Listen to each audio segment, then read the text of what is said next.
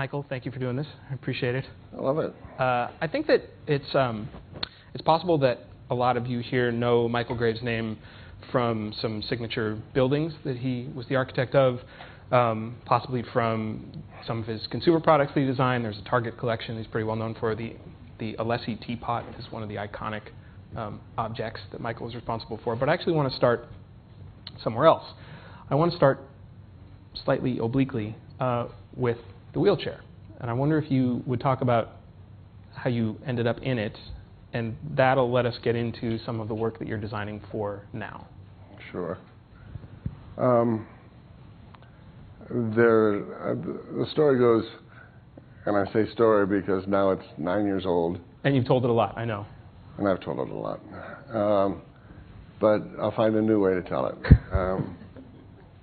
I was fascinated, actually, earlier by the Earth moving.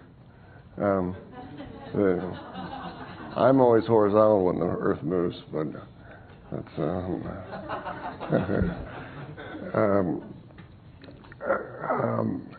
I was working too hard, and my immune system was down because I had a sinus cold that I couldn't shake at all. I went to Europe. I was in Switzerland and in Germany, and finally looking in sites and for new buildings and meetings and so on. And I came back to the United States, and I couldn't go home and go to bed. I felt rotten, but I had to come here to New York, just off the plane, and I had to give 2 lectures. The first night I was back, and the second night I was back. So by the time I got to Princeton, I was exhausted and pretty weary. And I slept on Sunday and went to the office on Monday morning. And for the first time in my life, I couldn't get through the day. That has never happened. And the pain in my back was so intense, and all the Tylenol in the world was not going to help. So I took myself to the hospital and then spent the night there. And the next morning I was the worst night of my life. I had what is called nerve pain. If you have a toothache, that's a nerve that's aching. And you know what it's like to have the drill hit it. Well, that's what it was like for all night long. It was one of those nights where you said, no, okay, I'd rather die. You know, you said, it's enough. I can't do this. And so I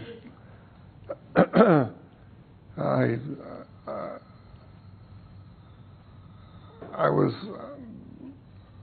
urged by people in my office to get better care, because not to talk down Princeton Hospital, that's the hospital that's on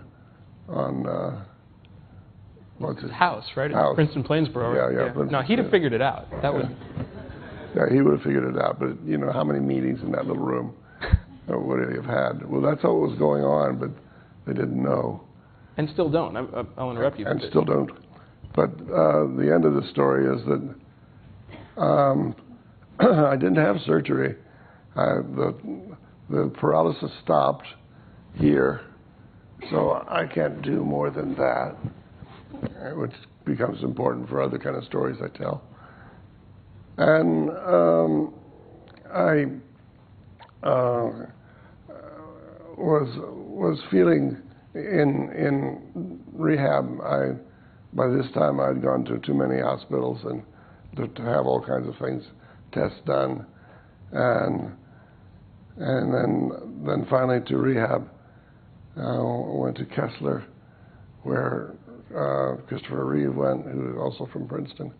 So I thought, well, if Christopher's done the research, this is probably where I should go. So I went there, and I was feeling very strange, because every morning I would wake up and it was as though both arms were asleep. and I would have to do all kinds of finger exercises to get going just to have breakfast. This isn't right.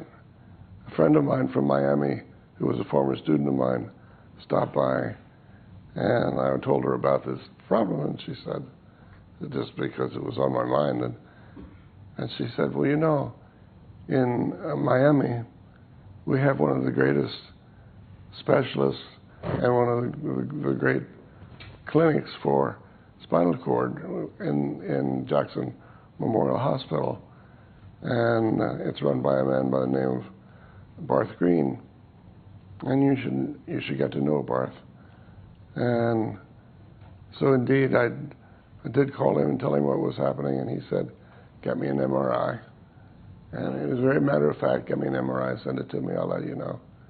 I did that, and he called back and he said, get on the next plane to Miami. And he operated for 9 or 10 hours, and he told the interviewer of Sunday morning, CBS Sunday Morning, that I was drowning from the inside out. I've never understood that, so don't ask. But you said, I think this is the New York Times, when you were at Kessler in rehab, you had this quote, and I know it's been retold since, where you said, I can't die here, it's too ugly. But there was... I was at Kessler. I don't mean to talk smack about Kessler necessarily, but it does go to your frame of mind there as your designer's eye coming into play very early, as well as your eye as a patient. Well, I had figured out by that time that given there was so much wrong with these places, I was ultimately in 8 hospitals, 4 rehab centers. It's not that they couldn't satisfy me, it's just that somebody would call and say, I have the solution for you. And, you know, and they didn't, and they don't, and they won't. And I didn't realize at the time we'd be set back 8 years with no stem cells, but too many people voted for the wrong guy, so that's what happened, and we lost all that time, which was important. But anyway, so please vote right, which means left.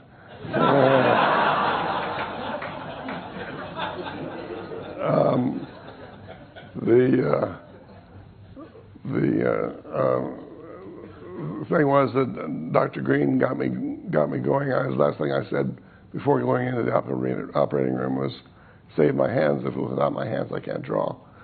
And he did, and we're fast friends today, and I can use my hands. You were actually working in the hospitals while you were there too. I worked all the time, and people came down to Miami. I have a small apartment in Miami, and people would come down there, stay there, and come to the hospital, and we'd work all day, which I could do from my hospital bed, which I loved doing. So describe some of the problems with the hospitals and rehab centers that you saw. Like, just give me a couple of specifics. What didn't work? Well, one of the best stories is happened in Kessler, actually, and I don't take this out of the room because they're good people. They're really good doctors there. Designers, they're not, but they're good doctors. They had just finished an addition to their center, and I was in a position in my rehab where my therapist said, Michael, if you're able to put on your clothes in the morning and get into the wheelchair on your own, you can get out of this place, because we can't teach you anymore. So I piled up on I got a chair over before getting into bed. I got a chair over next to the bed and piled up all my clothes with my underwear on the top. And I put my chair next to it with a sliding board on the chair ready to go in the morning. It took me about an hour, and in my ear I could hear my therapist saying, it wouldn't take so long to tie your shoes if you'd use Velcro. And I told her that Velcro was too ugly. I couldn't do that. So I got all my clothes on. I was feeling very self-empowered. Things were terrific. I had a grin from ear to ear.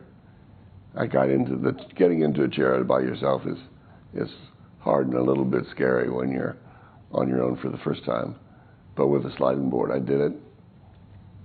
And then I thought, well, while I'll wait for the doctor to do his rounds, I'll go into the bathroom and shave and comb my then hair and brush my teeth. So I rolled into the bathroom. First thing I noticed was the mirror started here and went up. It was for you, standing, not for me. Now, 99% of the people in this rehab center are in chairs. They don't walk. And they're not all paralyzed. A lot of them have, some of them are quads, some of them are paraplegic, there are all kinds of problems. Anyway, I saw that the mirror was out of reach, so I reached for the cold water for my toothbrush, and the faucet was way in the back of behind the sink. And I remember I said, I can't bend over much more than this. And so that's my reach. So I couldn't reach. It was out of reach, so I thought, well, I won't get too close to anybody today. And then it was hot water for shaving. Same story, out of reach.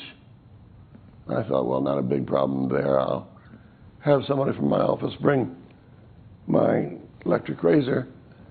And electric razor was going to be plugged in somewhere, and by then I thought, better find out where to plug it in. And I looked around, and the plug was down on the base of the sill of the floor, right before the floor. And you know where the plugs are down when they're down low, about 4 inches up from the floor. I couldn't reach it. So all my self-empowerment had gone to hell. I mean, it was all shot. But you, at this point, had designed many, many buildings. You know that there was an architect's mind behind the space that you were in. The first thing that they tell you in architecture school is that form's supposed to follow function. No, I knew a specialist was behind it, an expert. So this is what, okay, so even worse. I mean, I'm jumping ahead a little bit, but did you go look into what some of the history behind why these places were designed like this? Or, I mean, I can't believe for somebody for your expertise, that must have been exponentially more frustrating than just as a person who now. Well, what I did about it was that just at that moment, my doctor came for rounds, and I said, I want your 10 minutes today. And he said, what can I do for you? And I said, go out in the hall and get a unused wheelchair, and there are thousands of them in the hallway, and bring it in here. I want you to do something. And you can imagine what I asked him to do. I said, go in the bathroom and see where the mirror is. It's too high. And as he did this in the chair, and then I said, can you reach the hot water? I said, imitate me, not somebody who's ambulatory. And he said, well, then if I have to imitate you, I can't reach it. So we went through the whole thing, and he came back out and he said, so what? And I said, well, given the number of people that are in chairs in this place, and you told me experts designed it, and you also told me a couple of days ago that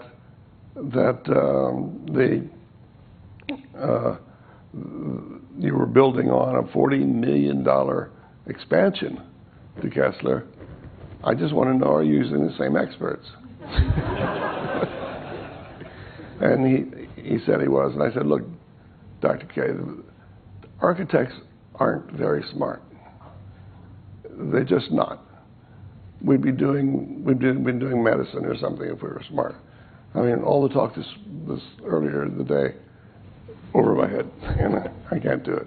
I suspect that's disingenuous, but all right. Anyway, with numbers, I'm not so good. But these guys are not so good by the seat of their pants. Just the normal stuff that you'd expect. And so you have to call him on it. So I said, you're going to have to do something for me. He said, what's that? And I said, you're going to have to hire a friend, an architect friend, to read plans for you because I know you don't, or this wouldn't be happening. And I said, you know, buy him dinner or do something, but get him to read the plans. And I said, if you won't do that, build as the hospitality industry does, all the hotels. No hotel in America is built without a model room. Build a model room out in a warehouse somewhere. Don't spend a lot of money on it, just wallboard, cardboard, I don't care. And see if everything is reachable and all of that. Just do it. And I said, it'll cost you $5,000. And not knowing whether it would or not, it could cost $2,000. But he said he would, and of course he didn't. And he built the new one with the experts, the stupid, dumb architect experts. I'm an architect. And he got what he paid for. Okay, but so I tried. So now I'm on a quest. Right. So now you're sensitized to this. Yeah. So maybe can we look at some of the images that you brought, and we can talk about what came out of this for you? We could do that. You might have the clicker. So I asked Michael to bring some images of what he's now gone on to do, which is design some products. Is that the right term? Well, I should first say that you were a heavy editor. I had lots of. I get that a lot, actually. I had lots of stories to tell you, and I had people in wretched positions in hospitals and rooms that you really ought to see, and the bottom of over the bed tables that are growing moss and stuff like that would have grossed you out. But he said, get rid of all that because I'm going to be interviewing you, and just let me see some furniture. Now I know how your doctors felt. This is the overbed table that we designed. We found, working for Stryker, that they were a family. They're in Kalamazoo, Michigan, and everything is made in America. And so it's going to be a little bit more expensive than going to China with it.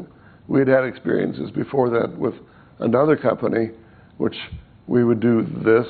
They would send it to China. It would come back sort of 60% the way we designed it. And the company would say, good enough. We'd say, no, it's not. My name's on it. You can't do this. So we had in our relationship with them. So we found Stryker. Stryker wanted to do it right.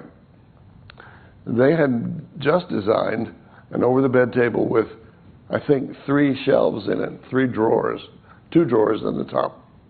So the drawers would sit. Yeah. If you were prone in bed, the drawers. So would you were in bed, and the drawer would open here. Right. So, and in the drawer was a mirror that would flip up that way, but you couldn't get to it. So there was this arms race that was going on with over-the-bed tables, which I wasn't aware of. And so I took theirs home with me, and you can see the size of my nurse. She couldn't move it across the room. It was just too heavy, too cumbersome. And so, given that most nurses are female, this is going to be a problem. So I put it on a diet, and I said, look, you've got to take all the bells and whistles away and make a table that's really very functional. I want it to look good, but I want it to function. And therefore, I knew that things that you may not know these are not earth-shattering. But for instance, when the tray comes with your food on it, you've got to have a spot on your overbed table free to put the tray down, or the aide takes it back outside and puts it outside your door to get cold or hot or whatever. So it has to be ready when you have to be ready when the aide comes in. So I thought, can I do something to show it? Now imagine in your mind a bedside table with a lot of garbage on it, candy and flowers and newspapers and spit cups and toothpaste and all that stuff. And some of that goes, they think, on the over-the-bed table. I thought if I could organize this then I could also organize this. I didn't put it all on the over-the-bed table. So that little whitish area back by that enormous handle is for your tissues and your cell phone and maybe the newspaper. And the wooden part is a place that you're to keep clean so that you can get your, and then you get your food. And the nurse tells you that. Now, the other thing that happens, I don't know whether you know or not, but 990,000 people die every year of diseases they catch in the hospital, more than all automobile accidents and AIDS combined. But going to the hospital is a dangerous event. There's something called C. diff, which you don't attacks your colon, and you don't want to know about that, but look it up. There's every reason to try to get the cleaning crew, which they're interested in one. We pay them so little that there's only one thing they're interested in, and that's their break, to talk about what they did last night. So I wanted to make the handles and all the things that they have to clean as big as possible. You just do a fast sweep instead of having to get into. The way they clean a chair is like this. Right. It makes Usain Bolt look slow. I mean, it's incredible. So I have a handle at both ends of this, and this thing really does slide effortlessly across the floor. These aren't rocket science stuff, of course. The paddle on the backside there, on the right there, is something that we had to correct. In the Stryker model that they were selling, you put your hand into a slot. It was like the Boca della Verita. And you didn't know whether the hand was going to come out or not. But if you pressed down on a lever in there, the table would go up. And if you pulled up, the table would go down. So very intuitive, you're saying. Very intuitive. Right. So we said, can we change this? They said, no. You have to use the same mechanism. We're not retooling. So we turned it over. You just turn the machinery upside the machine upside down. Now this lever is a paddle and it just goes up and down. It's the simplest thing in the world. So this was the start of it, and they loved it. And it went to how this stuff gets chosen to go into a hospital. They take it to the hospital. The nurses, the doctors, all the clinicians, the cleaning crew, everybody takes a look at it and votes. It's so democratic, you can't possibly win. But that also seems like pardon the expression, an ass-backwards way to collect data on usage, because those aren't the users. Those are the people who are maintaining it, but it's not people who, like you, would have to use the stuff, right? So our job was made easier by another thing that we designed, which I call R2D2. But here it is.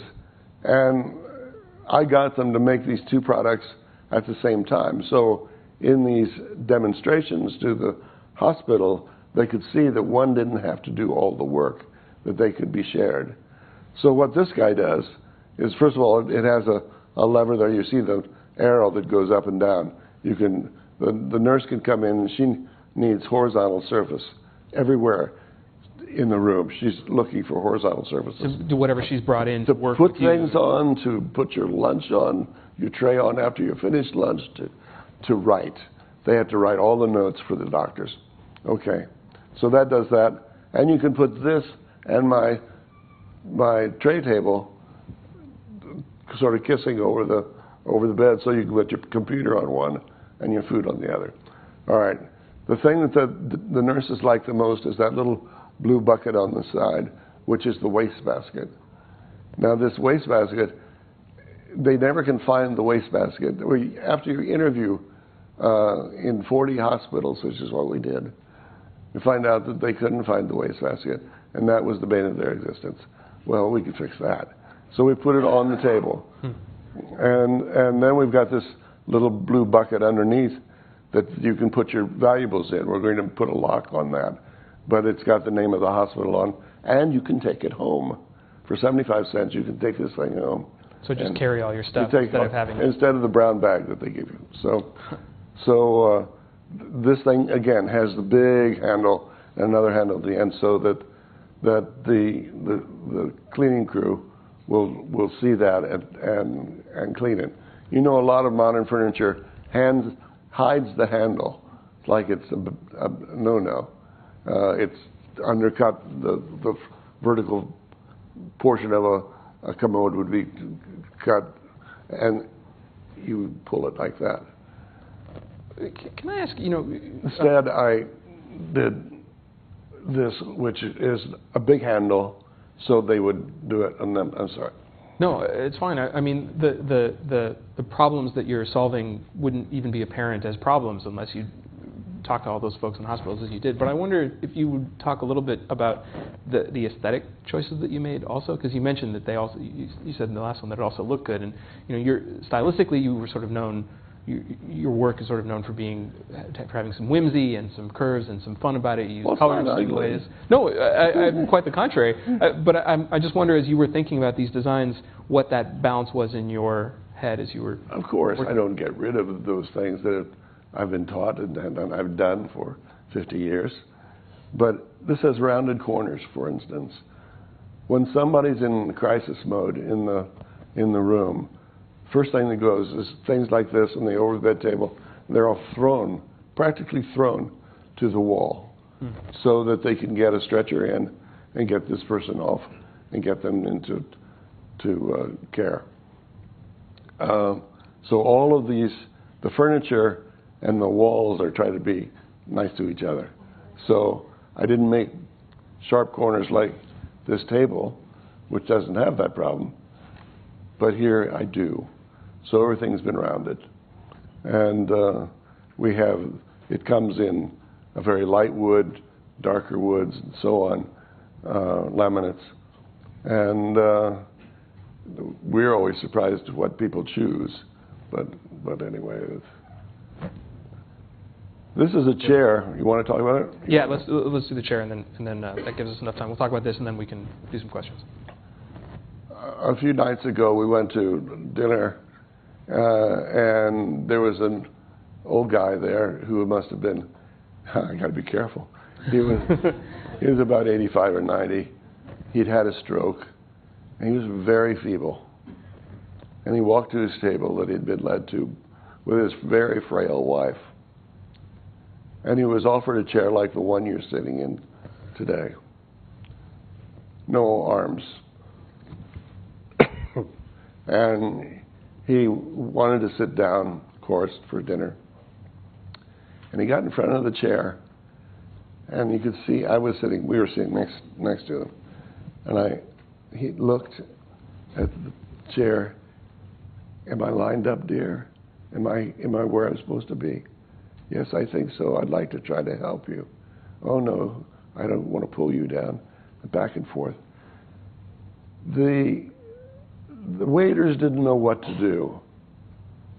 Nobody knew how to care for this fellow.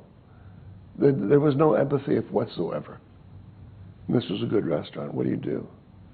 Well, if they ask us tonight, do you want a handicapped room? I always like it, a handicapped room.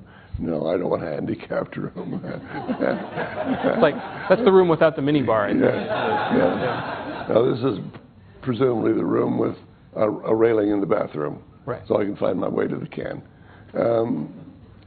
So I thought of this chair that we had designed for Stryker, which we call the stand assist chair.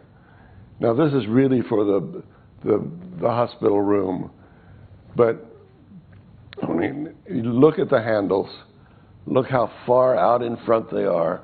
Think of my old friend who's trying to sit down, the man with the stroke.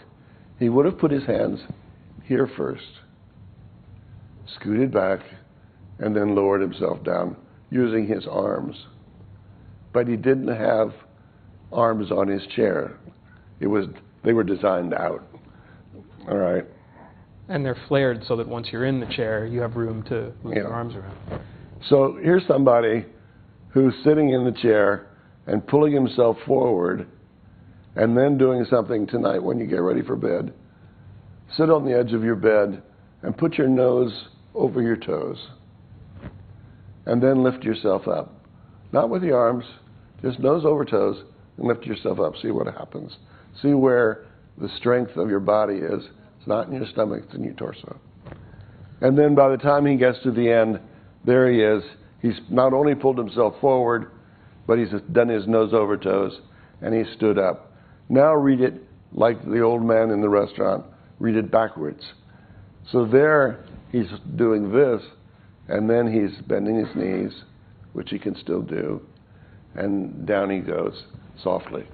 So we call this chair stand assist. Now you ask about aesthetics. Is this the most beautiful chair I can make? This is the most beautiful chair I can make with this characteristic. I've done a low version like your couch. By the way, nobody in the back can see you. I don't know whether you met. Sorry. But Jay knows that everybody has to stand. Try to sit up a little straighter. Anyway, it's all right, doctor. Get it. So with that, we'll just do one more thing, and then we'll take some questions from you folks. But what that chair says to me, as somebody who spent a long time in IKEA trying to find a chair with arms for my frail grandmother and couldn't find one, is that these pieces have a market outside just hospitals and healthcare. Is the market in healthcare big enough to make them worth designing and building? Do you see them going to be sold in furniture stores or in places where people go to buy stuff for healthcare, like I would for my grandmother? Who gets access to these? They've been on the market for about a year, and they're in 20 hospitals. And when you're in 20 hospitals, that means 300 or 400 a piece for each hospital. So Stryker is absolutely delighted. And the more pieces we have, like here are 4 pieces with the stool 5, the more they have to choose from for the room. Right. So much so that they're now collecting these pieces, putting them in rooms, and saying, Michael Graves designed this hospital. But a nice segue to questions from the audience. So there are, you know the drill already. There are mics that are going to come around, and we'll do this for a few minutes. Does anybody have a question or thought? We'll put an arm up. I see one here, and maybe you guys in the back can see better than I can.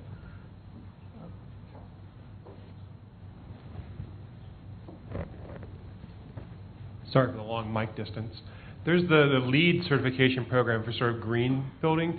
I'm wondering if you see something as far as the built environment and the public health or population health for designing an environment for health or for easier access, sort of modeled after LEED or for something else. You'd tell if a hospital or building was actually suitable for not just you and your elderly parents, but as we age, as our health changes, it gets to be a lot easier to have these sorts of advancements in the built environment, not just in real medical devices. Okay, I'll just add to that too. Why doesn't ADA cover some of this? Americans with Disability, it seems like, would cover. Because it's a very light law. It doesn't go far enough. So could there be a version of LEED? These are 2 very different questions. You can make a very ugly hospital and it can be LEED certified. It could be LEED Platinum. The hospital wouldn't know any different, but it could be a dog. You could also design a beautiful hospital, make it LEED Platinum, or no LEED at all. Right. And none of those things would have anything to do necessarily with how patients would interact. Very little to do with the kind of stuff that I'm talking about. Right. But they don't conflict with each other. So you can do both of them at the same time if you're a smart architect. Could there be a regulatory? I guess not regulatory, because LEED's not regulatory. LEED doesn't have those kind of teeth. But a way to say, like, if you, LEED for built environment right now. Right. So if you're, but I mean, could you imagine a way to put together a set of standards that then hospitals could without necessarily having to say, well, we were designed by Michael Graves, but instead to say we're. Think of the political problems. Yes, you could do that, but if you said you have to adhere to these issues, John Boehner would go nuts. Sure, it'd have to be voluntary, like we yeah, did. right. What else? Right there. Thank you. I'm wondering if in your stay in the hospital or since you've considered any ways to improve the lighting management, the sound management, and the air quality management in hospitals. Yeah, all the furniture that we're designing, for instance, has something called an easy glide foot. I didn't talk about it, but when you're in the hospital and you're in your room and somebody has a crisis up above and they start throwing furniture around, you hear everything. And it might be 4 o'clock in the morning. So the question is good. What can you do about that? You can make what you do as quiet as you can. The rest is construction. How can you baffle the sound from one to the other? You know, there's only one way to do it, and that's with money. And you got to have the money to do it. And so you have to lobby for that because it is crucial that we get it right. The idea of light and all of that we are tackling now. We're designing a headboard which has the light in it and all the gases and all the electricity that you need, and to try to add that to the room. I decided that since I was a designer, an architect, and a patient, I'd had the credentials to do this. So I was going to start with the patient room and make it the best I could, and then go to there from there to the public spaces and then the hospital itself. It hasn't happened quite that way. We're doing a couple of hospitals now, so we get to do the whole package. So you go from furniture in a room to the systems that need them. Wow. Yeah. Right there. Yep.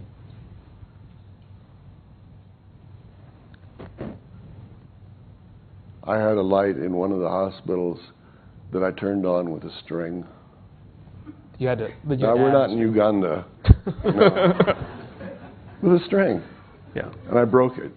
And I couldn't get the nurse to come turn it out so I could go to sleep. And all these things that you're talking about are also cues for the overall unpleasant hospital experience. Anybody who's spent any time in a hospital, these are all small things that are the things that trigger, you're like, wow, hospitals suck, right? Like individually, they aggregate into an unpleasant experience. Sorry, I'm taking your time. Go ahead. I'm Dr. Bob Walker. I'm from Germany. I work for the U.S. Army. And the follow-on question there is again, when our patients that come up from the theater, the last time they open their eyes, they're in a Stryker vehicle. And the next minute they open their eyes, they're in an ICU with lots of noise and beeping. And do you find that hospitals are designed for us, the doctor, versus you, the patient? And that can be noise. Every alarm that goes off is for me, the doctor, the nurse. And very rarely is it designed for the patient. And until you're actually a patient, maybe you don't really come to realize that. So, and I was wondering, part of your interest now, was there an interest before you were injured or had this illness, or maybe this was, part of the ways of God telling you, hey, there's a mission for you after you have this illness to design this. So that's one question. The other question that I had as a follow-on that fits with the conference a little bit is, as a healthcare provider, I actually found answers on Pinterest. It's an amazing source of information. We talked about patient falls a little while ago, and last week I went on Pinterest and said patient falls, and it opened the question to the world that everyone's grappling with this, and they put cool pictures of ideas that they've had. So as a designer, I was wondering if you ever look at crowdsourcing ideas and then taking ideas and designing them into a patient experience type of a design. You know what Pinterest is? I have it. Right. So, I guess it's a good question about the ideas too, but also I have never dialed in patient flows, so I'll do that. Well, your first question is interesting. 10 days ago or 2 weeks ago, I was at Madison X, and I talked to a doctor at dinner. For the whole dinner, I found him fascinating. I kept him going. He was doing all the talking. I loved it. I could just listen. Now you're making me feel bad again. No, it's okay. And he said, in med school, we're told that we're first. We're told that it's doctor-centered. Everything is for us and not for the patient. And what you're bringing to us is the opposite. And so what happens then, I'm not sure, but evidently, if it's true, and I'm not saying it is true, if it's true that it's not patient-centered, then the medical schools have to do something about it, because that's where it starts. I can think of one example where they redesigned a space in hospitals to make them more patient-centered, which was in neonatal intensive care units, right, Sure. where the lights and sounds got turned down. And then outside the hospital, some of the light and sound, some of the environmental cues that you've been asking about, they did on airplanes and airplane cabins. The design of an airplane cabin is totally different than it was 20 years ago for those very same reasons. Indirect lighting, different colors of lighting, the space changed a bit. So there are designers who've thought of these issues, just never in the places that you thought of them? Well, they're just not in the hospital. Yeah. Think about the airplanes. I mean, what's happening now? I mean, business class is a sleeper now. To go to Europe, terrific, you know. And there are hospitals that are still building curbs outside the shower room, and you can't get in. And you say, make a horizontal drain. They'll say, we haven't heard of that. And Wait, neither have I. What's that drain? horizontal drain? Oh, sorry, horizontal. Okay, yeah. Not dream. Sorry, I panicked. Somebody thought I didn't know what the word horizontal meant. I did. I just didn't hear him. Sorry. Horizontal drain instead of a central drain, so I can get my one of the pictures I didn't bring. Look up here. Is my bathroom, which I changed before I could come home, so that I could get. You have to get into a shower chair to shower if you're in my situation. A shower chair is aluminum. This one is not. This is steel. And so to get into a shower chair and to get the shower chair under the shower, you have to get over a 4-inch curb in most hotels and in most hospitals. It's madness. And that goes on and on and on. What else? Just in the back there, please, and then we'll go right here. The previous question asked also related to something that was kind of personal. You went through a catastrophic event, and a lot of people who go through catastrophic events decide to shrink up and go into a hole, become bitter, angry, whatever. You decided to use this catastrophic event to benefit the world, something transcending. You did things that many, many other people wouldn't have done. And quite honestly, that's what I'm most impressed about this entire last hour, what you've done as a result of this catastrophe. And I guess I'm just wondering whether there's a particular event or something about your character that decided to move forward in this. Yes, I was born in the Midwest.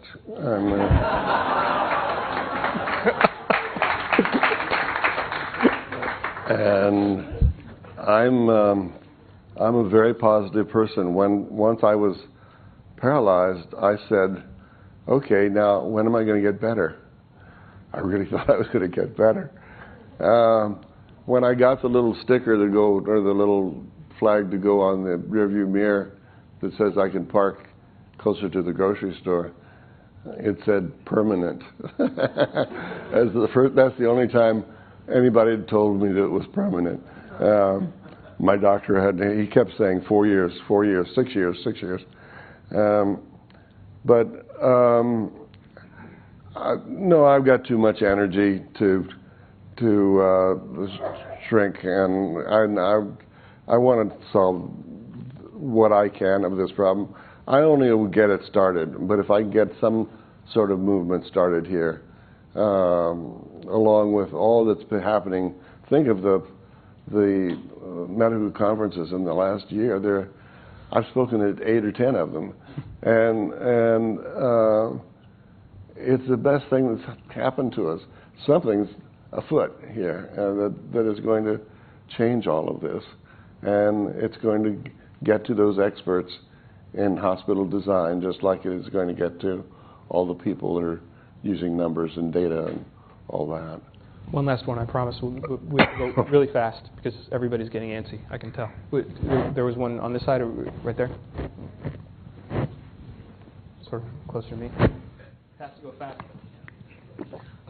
So I think it's really helpful when a parent can stay overnight with a child in the hospital, or a spouse or loved one, and what I've seen is remarkably uncomfortable chairs that turn into beds, or window seats that are impossible to sleep on. By any chance, has your group turned its attention to helping patients feel comfortable by having someone stay with them? I had on the slides a slide that came up for a while. Right at the end, we didn't talk about it. A chair that is a transfer chair.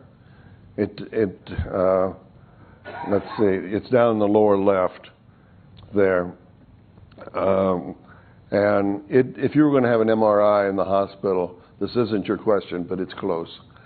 If you're going to have an MRI or a CAT scan or an X-ray, you have to get from your bed to a chair.